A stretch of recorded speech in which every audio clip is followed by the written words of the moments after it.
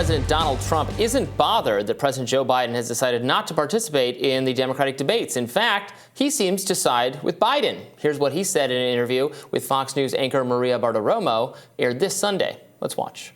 I think they'll vote for me much more than the union leaders who are indoctrinated into the Democrat Party. But no, I think that Biden will probably be the candidate if he can make it. Well, the Democrats don't want to do debates. I know Marianne Williamson and RFK Jr. want to debate. What do you think about that? Well, I understand why he doesn't want to do it. I mean, I truly understand why he doesn't want to do it. But they are, there's a big difference. Although in the case of RFK, I've seen polls where he's at 20%. That's not bad. But I understand why he doesn't want to do that. Look, when you're running for office and you have, in his case, let's say he has a 30 or 40 point lead, why would he do it? Now, people are going to say, well, he can't do it. I actually think he can't do it, if you want to know the truth. I don't think he's capable of doing it. But why would he do it? Especially because of that. Why would he do it? If he's got a 30 or 40 point lead, which is what he's got, I don't think RFK expects that he's going to be debating. He's a very smart guy, by the way. I don't think he expects to be debating Biden. Remains to be seen whether Trump will join his challengers on the debate stage later this month. Meanwhile, RFK Jr. isn't the only thorn in Democrats' side. Third-party candidate Cornel West might be cause for concern. A new NBC News poll shows 45% of Democrats are considering backing a third-party candidate. One Twitter user posted, quote, "This is what happens when you stab your own voters in the back over and over again and offer them nothing but empty promises." Now here's Dr. West on with CNN's Caitlin Collins on NATO and Ukraine. Know how empires behave, Sister Caitlin. If Russia had missiles in Mexico and Canada, the United States government would probably blow them to smithereens because that's how empires behave. We had the same challenge in Cuba in 1962. So what we end up with a criminal invasion. And I know some of my left-wing comrades who know it's an invasion. Criminal invasion, but a criminal invasion provoked by the expansion of NATO, which is an instrument of U.S. global power. And we have to be able to conceive of a world when we look at China, when we look at Russia, when we look at Ethiopia, when we look at Haiti, when we look at Brazil, we got to see precious human beings rather than these competitive nation states that are trying to devour more profits, more land, and more territory. And he goes on to say in that interview that Caitlin Collins then says, well, what do you support doing? Donald Trump says he'll end this in one day. And he says that he would, actually convene a conversation between global leaders and have and end the war, likely by having some concessions for Russia, including the loss of Ukrainian territory. So that was his interview on that subject. On the earlier, of course, Donald Trump can't take the position that Joe Biden should have to debate RFK and Marianne Williamson because he has not said he will participate in a debate with the Republican challengers. Obviously, the front runner has everything to lose and very little to win from one of these debates. That's the theory. Ron DeSantis has fallen behind in polls. He's now around 17%. When asked recently, in fact, about what he attributes to his poor showing to, he says that people are feeling sympathetic toward Donald Trump because of the impeachments against him.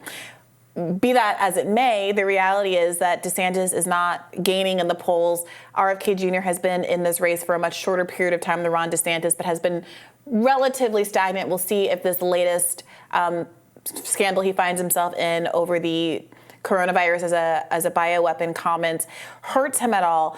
But I think the most telling aspect of all of this is perhaps this poll that shows that 45% of Democrats are open to a third-party candidate, and that's despite the constant hand-wringing that you see from the corporate media about how we only have Donald Trump because of Jill Stein. And in fact, in that same interview with Caitlin Collins, she asks Cornel West about if he's concerned about being a spoiler, and Cornel West says, everyone says spoiler, spoiler, spoiler. the Democratic Party, if it's confused, if it's frustrated about why so many of its own ranks are interested in leaving the party, they should be looking toward what they have done and whether or not they can make a pitch to the American people as to why they should continue to be Democrats instead of trying to continue to rig the field so they never have to face any real competition. Yeah, absolutely. When he's speaking to Caitlin Collins, one almost gets the sense, and I'm not trying to malign her at all, but that he's making arguments that I think are perfectly in keeping with a left progressive worldview, obviously, that there would have been a home for in the Democratic Party. And she seems, I'm not going to say she doesn't understand, that they're unfamiliar to her, that she's not very used to dealing with them because it's just so different from the kind of democratic consensus that CNN is a part of manufacturing. Yes. And it does not involve a principled anti-war, anti-interventionist opposition. In fact, that's whatsoever. Playing into Putin's hands to talk about NATO expansion is the line that's being floated out there.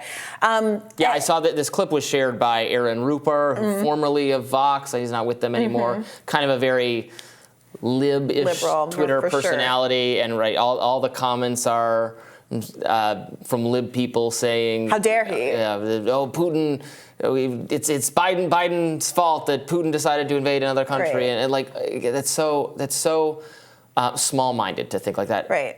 Yes, it is Putin's fault. Putin did an unconscionable, immoral, illegal thing, but we are allowed to talk about the circumstances that led up to that step, even like just in a historical process, explaining how this happened. Even if you don't want to assign like moral blame or something anywhere else, it's important to understand the factors that led to this moment so that we can anticipate them and not have them happen again. And you can assign moral blame. And Dr. West, in the clip that we just watched, did assign moral blame to Putin. He called it an illegal invasion. And he repeated it like 10 times as though he knows he has to caveat it up the wazoo not to get accused of being So does Putin's RFK puppet. Jr. when he talks about it. And he so does, and he still gets called a Putin puppet. It's also worth noting that in that clip, Cornel West specifically says, "I wish the Democratic Party would talk about poor and working class people." That's the issue. Poor and working class people who are looking to my campaign, looking for some escape from the corporate duopoly. Caitlin Collins says nothing to that because I think most people in the mainstream news media aren't prepared to talk about those kinds of problems that, frankly, neither party is accommodating especially well. And in particular with Cornel West, I think there is this anxiety that's germinating among establishment Democrats because they understand that he has a specific appeal to black voters and black male voters more pointedly, and that has been a group that the Democratic Party has increasingly been struggling with. And as he is out there saying obvious, true things about how their conditions have not improved under Democratic leadership, and that there is a certain appetite and willingness, frankly, to even risk another Donald Trump if it means finally holding the Democratic Party accountable instead of feeling entitled to the black vote in particular. Remember what Joe Biden said to black voters who might be undecided in 2020. He said, "You ain't black if you're still undecided at this juncture."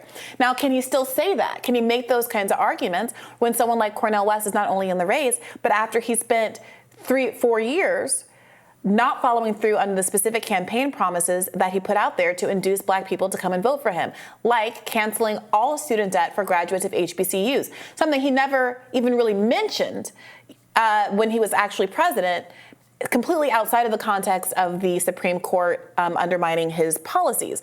It seemed like he dropped that long before he was forced to drop it by the Supreme Court because it seemed like an inducement to get people to turn out and vote for him specifically in Georgia. Sure.